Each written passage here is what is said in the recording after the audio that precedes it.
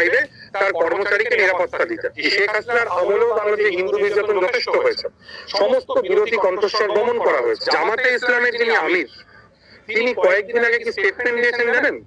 তিনি স্টেটমেন্ট দিয়েছেন আওয়ামী লীগকে ফ্যাসিস্ট বলা যাবে না, তারাও আমাদের রাজনৈতিক পরিবারের অংশ। বাংলাদেশের মানুষের সঙ্গে আমাদের যে ঐতিহাসিক বন্ধুত্ব ছিল তার ছেদ ঘটার সবচাইতে বড় কারণ হচ্ছে শেখ হাসিনার প্রতি আমাদের পক্ষপাত।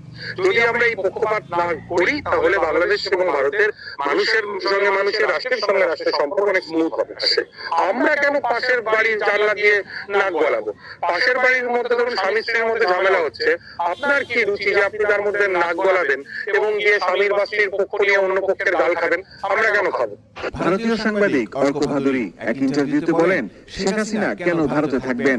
জনগণের ট্যাক্সের টাকায় কেন শেখ হাসিনার ভরণ পোষণ করা হবে? শেখ হাসিনা কি মোদী সরকারের কর্মচারী ছিল নাকি যে